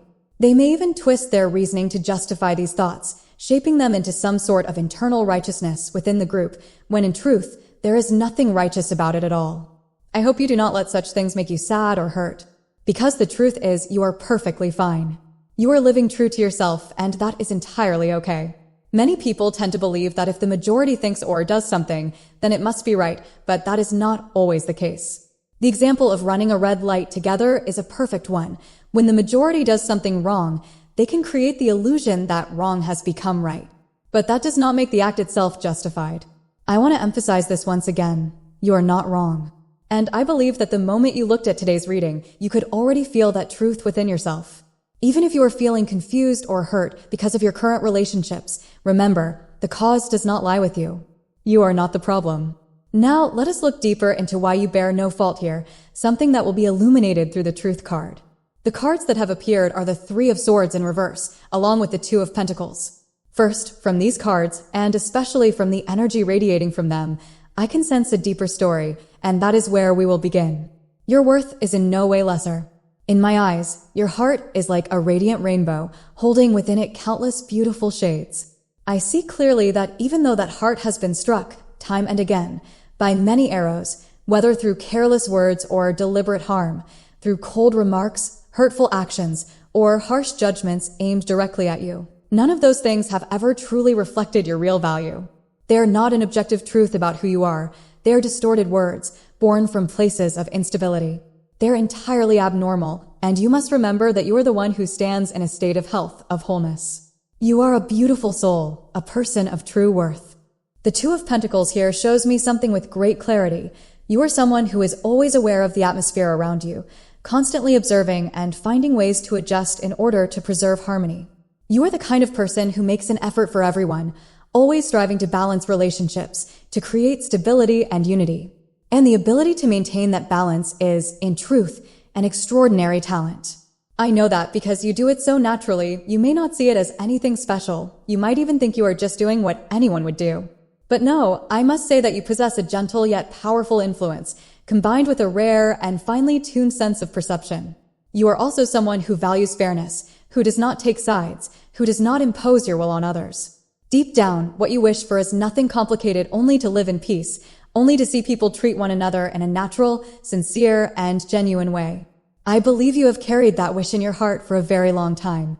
But then, when you find yourself in an environment where even something so seemingly simple is not being fulfilled, you begin to wonder, could it be that what I think is normal is actually not normal at all? And from that, a small spark of unease begins to take root in your heart. But I want to affirm this to you. It is absolutely not the case. The way you think is healthy, it is natural, and the values you carry are genuine. If someone with this ability, like you, still finds it difficult to navigate a certain relationship or circumstance, then the problem does not lie with you. In fact, I dare say that if I were placed in that same situation, I would likely encounter the very same difficulties you have. The deeper cause has nothing to do with you doing something wrong or thinking in the wrong way. It is because, on the other side, whether it be the person involved or the surrounding environment, the instability is already glaringly present. If we were to weigh the scales to see which side is less stable, I am certain it would be them, not you. Try to imagine this. If you are watching this reading through the lens of your inner child, placing yourself in the role of the child and the other party in the role of the parent, this becomes even easier to understand. In such a relationship, if the parent is the one who is emotionally or psychologically unstable, then the problem never lies with the child. The fault and the root of the dysfunction reside with the parent, not with you. And once you truly grasp this, you will feel a sense of relief, because you will realize that from the very beginning, you were never wrong at all. And then here appears the Clover card, bringing with it a message that speaks with striking clarity about what is about to unfold in your future. From the very moment I drew this card, it whispered of a small opportunity, a seemingly ordinary event or a chance encounter that will, in truth, hold the power to completely transform your position, your role, and the place where you stand. This will be a turning point so unexpected that it may leave you astonished, even in awe, at the change it brings. The message of this card feels as though it is wrapping its arms around you, telling you, even if you are standing in the midst of darkness right now, even if you feel trapped in a fog of uncertainty and difficulty, you are not wrong. You have been walking in the right direction. All it will take is a single shift in the wind, and the path that leads you to the place where you truly belong will naturally reveal itself, clear and illuminated. There is no need to rush. Allow everything to unfold in its own natural rhythm. And then, the very first thing I see in your near future is the arrival of the Ace of Cups, a sign of exquisite beauty. It heralds the entrance of new people or a new environment into your life, a space where your individuality, your true essence, and your refined emotions will be welcomed and cherished. Simply put, these are the people who will look at you and say, "You are wonderful." This will be a space where you are free to be entirely yourself, without having to shrink back or stretch yourself to fit into anyone else's mold. At the same time, I also see something else quite fascinating. The truth about those who once pushed you to the sidelines, who made you feel excluded, will begin to reveal itself in front of the very eyes of those around you. It will be as if the tables are turning, with roles and positions between you and them shifting. This energy carries a strong, undeniable sense of reversal. What was once unjust toward you will be balanced and set right. Looking more deeply into the imagery of the Ace of Cups in this reading, I see within the cup a small world, where fish swim in circles around one another, all alike, so similar that there is nothing truly new or fresh. This image symbolizes those closed-off groups, accustomed to staying within the confines of what is familiar to them. And yet, a new stream of water, pure and pristine, begins to flow into that cup. Gradually, this water fills it to the brim, washing away the murky sediment, the impurities that were once the root of conflict and unrest. All that is negative is pushed outward, leaving behind only what is clear, healthy, and full of vitality. From this image, I feel the story of a new beginning, a rebirth that is not only an external change, but a deep purification from within the environment and the relationships surrounding you. It marks the moment when clean, uplifting energies, like the flow of a crystal clear spring, begin to pour forth, forming a completely fresh starting point. This is the dawn of a journey where you will be truly recognized for your worth, where you will find people who share your frequency, and where you will feel, without a doubt, that destiny is shifting to grant you a place that is entirely and rightfully yours. Yes, there will be chance encounters, unexpected reunions, or even changes in your living environment, and all of these will truly happen. These events will become wonderful opportunities for a fresh start for you. More than that, the keyword coincidence will emerge as a distinct hallmark for you during this period. Sometimes it will arrive in the form of the smallest of moments, yet those moments will open the door to an entirely new turning point. For example, when I see the book card appear, I picture a scene where you are at the library and, quite by chance, you and someone else reach for the same book at the very same time, and, from that simple instant, a conversation between the two of you begins to unfold naturally. Or perhaps you attend a workshop centered around a personal hobby and you happen to sit beside a stranger, only for a warm connection to begin from there. It could even be within an online community where you and someone else discover a shared wavelength, a sense of resonance, and begin exchanging thoughts and feelings. These beginnings, I feel so strongly, may well spring from things that are modest and unassuming, for the clover itself is a symbol of the small yet precious. And within such moments, the seeds of something meaningful, something capable of transforming the path ahead, will quietly and beautifully take root. Even if, among those of you watching this reading, there are some who feel, I don't want to get involved in relationships anymore, I'm too tired of it all, I still want to reassure you that these upcoming connections will arrive at a gentle pace, in a way that will not make your heart feel invaded or pressured. They will weave themselves into your life like a natural current, neither exhausting you nor bringing sudden shocks or overwhelming stimulation. Because, you see, sometimes overstimulation is just another form of pressure. It can keep us awake at night, make our hearts race, leave us restless or on edge. But here, these connections will be like peaceful meeting points, gradually flowing together into a larger, calmer, more expansive stream, like a river that, when it widens its banks, allows the water to move more slowly, more serenely. This relationship, I sense, will grow slowly but steadily, carrying the energy of the Four of Swords, a place where your heart is truly at peace and at rest. Over time, safety and trust will be nurtured, allowing you to relax completely in that person's presence. In addition, the flower card reveals diversity and vitality, like blossoms releasing their fragrance into the wind. This means you will gradually be able to express your true emotions naturally and gently, like the way a flower's scent spreads effortlessly through the air, and the other person will warmly embrace your authentic self. By their side, you will find yourself thinking, I am truly fortunate to be here. How wonderful that this place exists in my life.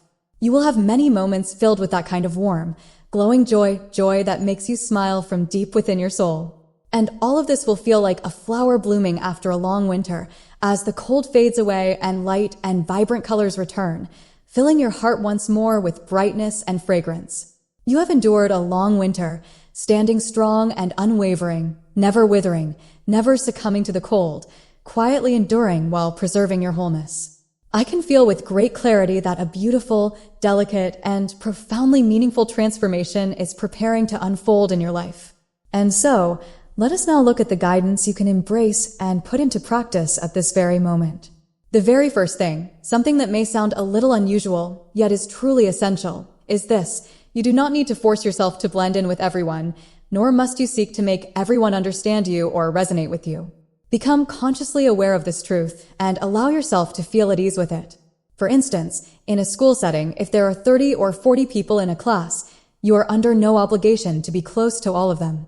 Instead, let your intuition lead the way. If when you look at someone you feel drawn to talk, to get to know them, to connect, then that is the person with whom you should build a relationship. And if among those 40 people, not a single one gives you that sense of being the right person, it does not mean there is something wrong with you or that you are lacking in any way. It simply means that, at that particular moment, no encounter truly matches you, yet no one has appeared whose energy aligns with the beauty, the values, and the frequency that you carry within. It is absolutely not your fault. There are times when the very pressure to fit in, to please everyone, has unconsciously shaped you into someone who constantly strives to make those around you happy, like a graceful performer who is always smiling, always warm and welcoming, always trying to ensure that no one dislikes you. Yet, it is precisely this effort that leaves you weary, draining your energy, carrying a silent heaviness in your heart from having to maintain that image without pause. Perhaps some of you listening to this reading today have felt this before, that fear of being disliked by someone, that anxiety of being excluded from the collective circle, which pushes you to go out of your way to accommodate everyone. But I want you to understand that the time has come for you to free yourself from this burden. Because sometimes, even if you connect with many people, if they are not truly in harmony with you, those relationships will bring neither real value nor meaningful lessons to your life. In such cases, it is far better to spend that time savoring solitude, cherishing the peace and the space that is entirely your own, rather than merging into a crowd that does not align with who you are. That is not isolation, and it certainly does not mean you are a lonely person. On the contrary, it reveals that you are someone of depth, of noble qualities, someone refined with high standards and a frequency that only resonates with those who are truly a match. And because of that, the relationships that will come into your life in the future will be far more exceptional in both quality and value. I can sense this very clearly. And then, there is something that may sound a little unusual, perhaps even a bit odd, yet I feel it holds great importance for you. There are times when you can absolutely allow yourself to say something that is not 100% true, a harmless white lie, one that carries no malice, no ill intent whatsoever.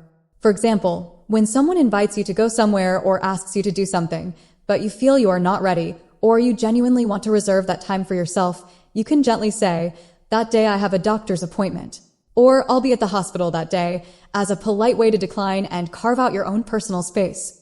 Even in the workplace, if you feel the need for a day to breathe, to recharge your energy, sometimes offering such a reason can help you maintain your balance. Because not everyone always needs to fully understand one another, and you do not need to exhaust yourself explaining every reason. You only need to find a tactful way to protect your own time and energy. I feel very strongly that you should take an active role in consciously and deliberately creating moments reserved solely for yourself. And this is not just about thinking to yourself, that day I'll have some free time to rest, or that day I'll spend time for me. No, it's about actually writing it down in your calendar, in your notebook, marking it as clearly as you would for an important appointment. Instead of vaguely jotting down rest, be specific and write recharge time or time for myself as a set, intentional goal. When you make a conscious commitment to yourself with a clearly defined schedule, the impact it brings will be entirely different. Resting in a vague, unplanned way will never give you the same deep sense of restoration as setting aside a dedicated, predetermined block of time solely for rest.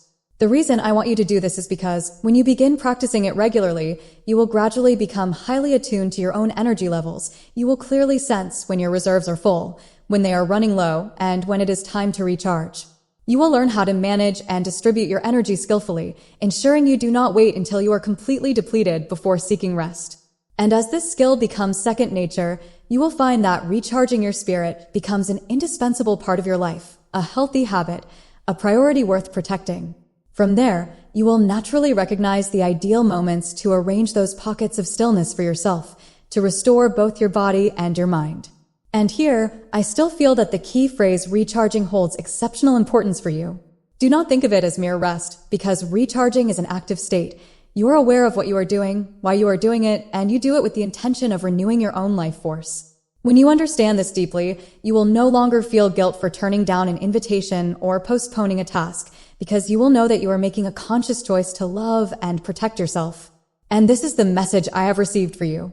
I want you to start with something that may seem very small, yet carries immense meaning. Deliberately arrange and place the colors you love around you with intention. This could be on your desk, on a bookshelf, or even as a keychain hanging from the bag you use most often.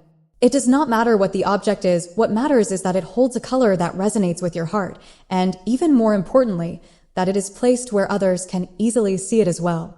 Why? Because it is not only a signal for you to affirm to yourself, "I am here, I exist," but also a subtle practice to ease the discomfort and shyness of letting others notice you. It is like a healthy declaration. This is me, a presence that is both gentle and unmistakably clear. Think of it as placing a marker upon your own territory, a space that belongs to you, infused with your unique imprint. Within a family setting, this could be your bed, or perhaps a corner of the kitchen that only you tend to use. In that space, you might place items that carry your personal touch, for example, your favorite set of cooking utensils, or a special drinking cup that is yours alone. What matters most is that, when your eyes fall upon that object, you can feel with certainty, "This is mine, and I have every right to be here, every right to be fully myself in this place." It is a way of practicing, of allowing your soul to learn how to embrace and love yourself more deeply. Moreover, I also see here the appearance of the green tree card, and this suggests that placing a potted plant somewhere you can easily see it would be especially beneficial for you. I sense that the energy of greenery, particularly plants with lush, vibrant leaves, will resonate with you far more than thorny varieties, such as cacti. A living plant not only brings a sense of serenity and freshness, but also serves as a gentle reminder of growth, of the natural flow of life energy. Each day, simply letting your gaze meet that vivid green will allow you to feel a subtle peace and a quiet sense of connection. In addition, I am receiving a very clear message. Pay close attention to keeping your abdominal area warm. I sense that, at this moment, your body may be experiencing internal coldness, particularly because the hot weather might be leading you to consume cooling drinks or foods. This, in turn, can cause your abdomen to become colder and may affect your energetic well-being. Therefore, nourish yourself with foods that help warm the body, for example, well-cooked vegetables or a steaming bowl of soup that is both easy to digest and capable of restoring the natural flow of energy within you. Simply by nurturing yourself with these small yet warming comforts, you will notice your health, your spirit, and your energy becoming more steady, more gentle, and far more resilient. Are you feeling unwell, perhaps coming down with a cold? Are you truly okay? I can clearly sense that your body is showing signs of coldness, especially in the abdominal area, the very center of your being.